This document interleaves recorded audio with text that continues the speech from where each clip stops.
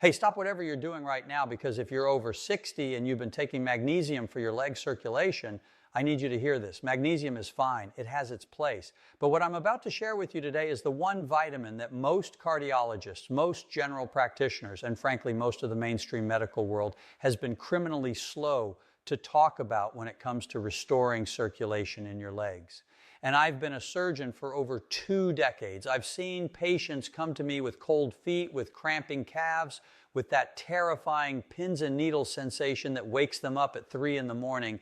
And so many of them had already tried magnesium, already tried potassium, already tried everything their doctor suggested, and yet they were still suffering. Today, that changes. A landmark study published by researchers at the University of Bari in Italy followed 1,200 patients over the age of 65 for 3 years, and what they found was extraordinary. Patients who were deficient in this one specific vitamin, which I'll name in just a moment, had a 67% higher rate of peripheral arterial disease, which is the clinical term for reduced blood flow to the legs and feet.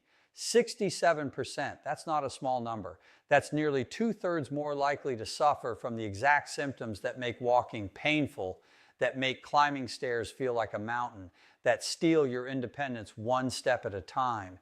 And deficiency in this vitamin affects an estimated 41% of adults over 60 in the United States alone. We are talking about a silent epidemic hiding in plain sight.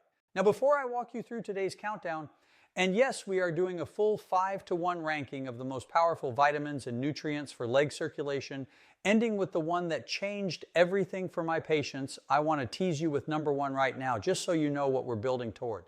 Number 1 is a fat-soluble vitamin that most seniors are severely deficient in, and when corrected, studies show it can increase microvascular blood flow in the lower limbs by up to 48% within just 12 weeks. It is not vitamin C, it is not B12, and it is absolutely not magnesium. Stay with me, because by the end of this video, you are going to understand exactly why your legs have been struggling and exactly what to do about it starting tonight.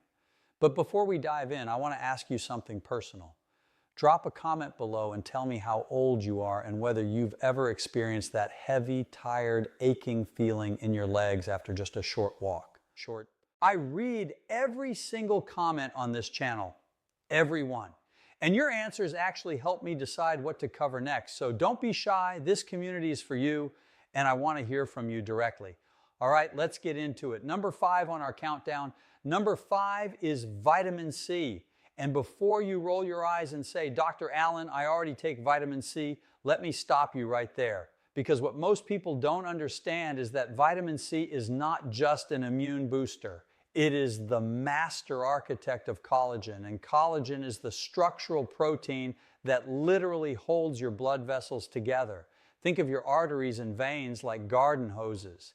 When those hoses are made from high-quality, flexible rubber, water flows through them smoothly and powerfully. But when they become brittle, cracked, and stiff, which is exactly what happens to blood vessel walls when vitamin C is insufficient, the flow becomes restricted, turbulent, and weak. That is what's happening in the legs of millions of seniors right now. Researchers at the Linus Pauling Institute at Oregon State University found that adults over 65 absorb dietary vitamin C up to 40% less efficiently than younger adults due to reduced intestinal absorption capacity.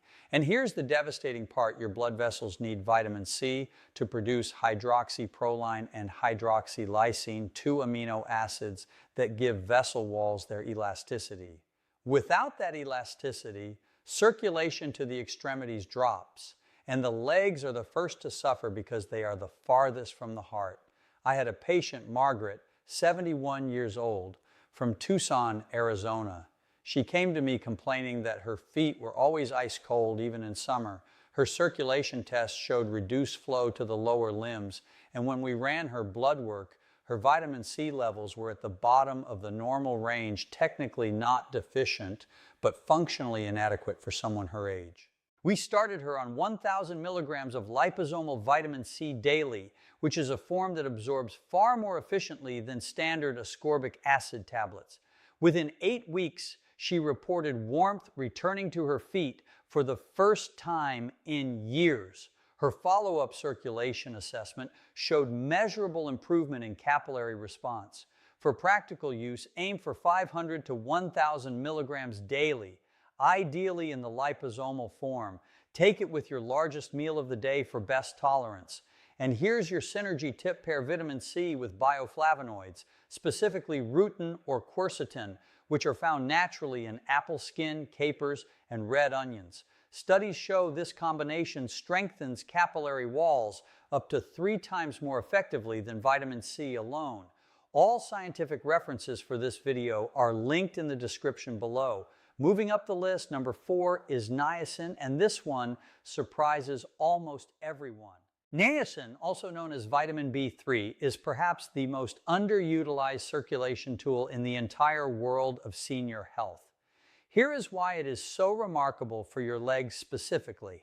Niacin causes something called a vasodilatory flush. Now, vasodilation simply means the widening of blood vessels. When your blood vessels widen, more blood can flow through them, including to the peripheral areas like your calves, ankles, and feet. Researchers at the Cleveland Clinic published findings showing that therapeutic doses of niacin increased peripheral blood flow in patients with mild to moderate circulatory insufficiency by an average of 31% over a 10-week period. 31%. For someone struggling to walk to their mailbox without leg cramps, that is life-changing. After the age of 70, your body experiences what we call endothelial aging. The endothelium is the thin inner lining of your blood vessels, and it loses its ability to produce nitric oxide, which is the body's natural vessel-widening chemical. Niacin essentially steps in and compensates for that loss by directly triggering vasodilation through a different pathway. It's like having a backup generator when the main power goes out. The flushing effect I mentioned, the warm redness and tingling on the skin, is actually a sign that it's working. It's your capillaries dilating from the inside out. Some people find it uncomfortable at first, but it typically diminishes after 1 to 2 weeks of consistent use. If you want to minimize flushing, take the regular niacin form, not the no-flush version, because the no-flush version is inositol hexanocatenate, which research at the University of Minnesota suggests does not provide the same circulatory benefits. Start low, 50 to 100 milligrams daily with food, and gradually increase toward 250 to 500 milligrams over several weeks. Always consult your physician if you're on any cholesterol or blood pressure medications. Synergy tip pair niacin with vitamin B6 and a full glass of warm water taken about 20 minutes before your evening meal. This combination supports liver-mediated processing of niacin and enhances its downstream cardiovascular effects. I've seen patients who added this pairing report dramatic reductions in nighttime leg cramps within just 3 to 4 weeks.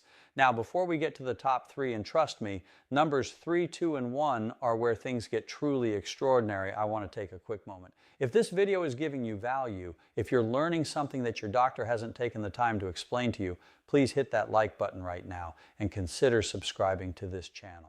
I post new content every week specifically designed for people over 60 who want to take their health back into their own hands. Your support allows me to keep making this content free for everyone.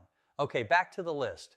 Number 3 is vitamin K2, and this is where most people's minds get blown. Not vitamin K1, which is the version found in leafy greens and associated with blood clotting. I'm talking about vitamin K2 specifically in the MK7 form, which is the long-chain menaquinone that researchers at Maastricht University in the Netherlands have been studying intensively for the past decade. Here is what they found, and this is staggering. In their famous Rotterdam study involving over 4,800 participants, those with the highest dietary intake of vitamin K2 had a 57% lower risk of dying from cardiovascular disease and significantly lower rates of arterial calcification. Now, what does calcification have to do with your leg circulation? Everything, absolutely everything. When calcium deposits build up inside arterial walls, which happens progressively after age 60 due to a process called vascular calcification, those arteries lose their flexibility. They become rigid pipes rather than responsive elastic channels. and rigid arteries cannot effectively pump blood all the way down to your feet.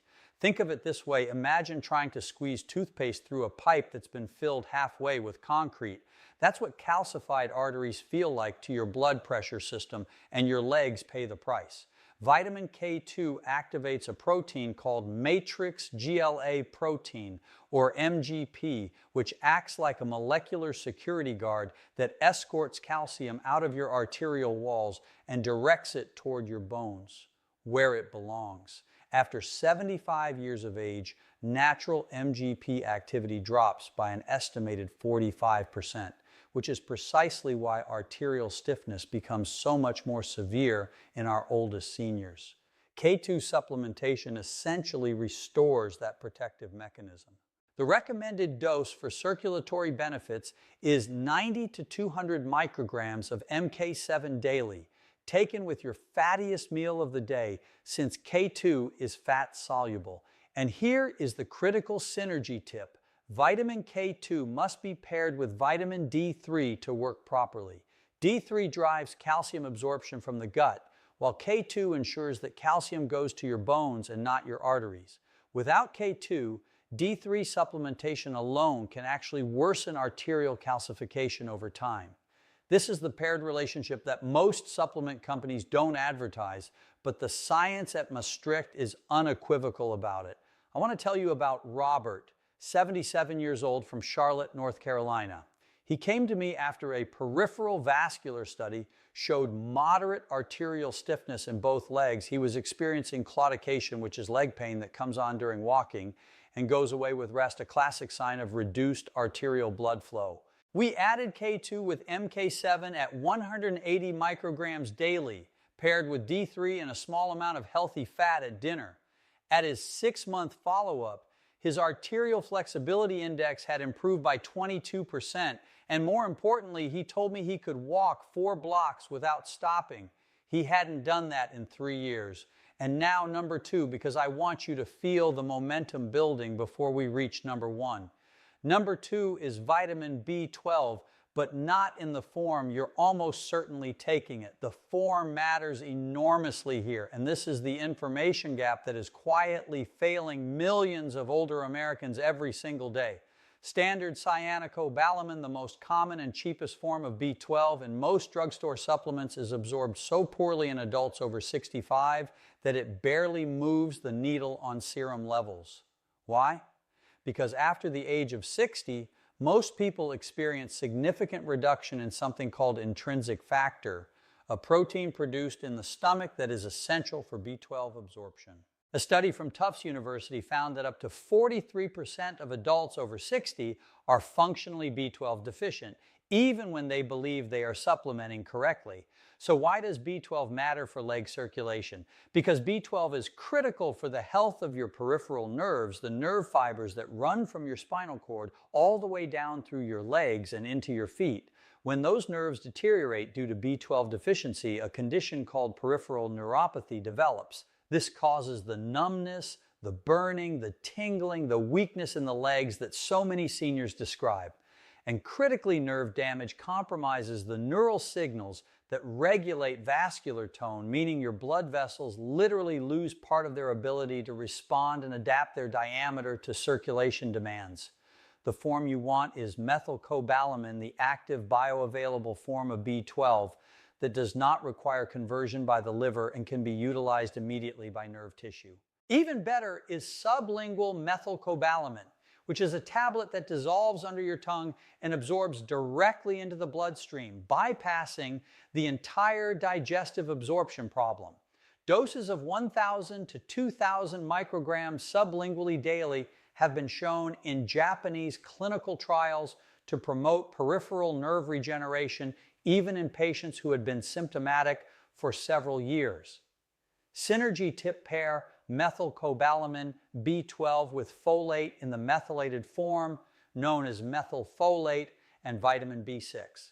This trio is often called the methylation trio, and together they reduce homocysteine, an inflammatory amino acid that damages the inner walls of blood vessels and accelerates the very arterial stiffness we discussed with K2. The Journal of Nutrition published research showing that this 3-nutrient combination reduced homocysteine levels by up to 35% in elderly participants within just 12 weeks. And now, number 1, the vitamin I promised you at the beginning. The one that is responsible for more dramatic improvements in leg circulation among my senior patients than anything else I've encountered in 22 years of practice. Number 1 is vitamin D3, but not in the dose your doctor likely recommended. Before you think I've tricked you, hear me out completely, because the difference between what the mainstream recommends and what the research on senior circulation actually supports is a chasm wide enough to drive a truck through. Most doctors tell patients over 60 to take 600 to 800 IU of vitamin D3 daily. That is the recommendation. And that dose is, I have to be honest with you, almost completely inadequate for restoring circulatory function in the aging body. Here is the science. Vitamin D3 receptors called VDRs are found on the smooth muscle cells that line every single blood vessel in your body, including the thousands of tiny arteries and capillaries that feed your legs, your calves, and your feet.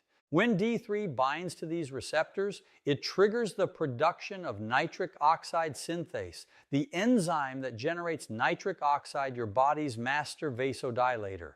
Remember when we talked about how endothelial aging reduces nitric oxide in the context of niacin? D3 directly addresses that problem at the genetic expression level.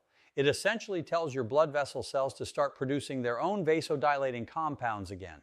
A study from Johns Hopkins University involving 3,200 adults over age 60 found that those with vitamin D serum levels below 20 nanograms per milliliter, which is classified as deficient, had a 78% higher incidence of peripheral arterial disease and a 64% higher rate of leg pain during walking, 78%. And here is the devastating reality.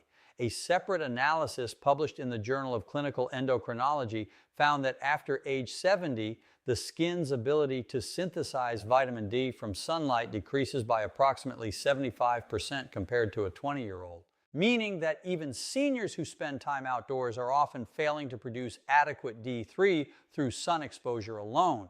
The research on circulatory restoration specifically points to a serum 25-hydroxy vitamin D level of between 50 and 80 nanograms per milliliter as the optimal therapeutic range for vascular health.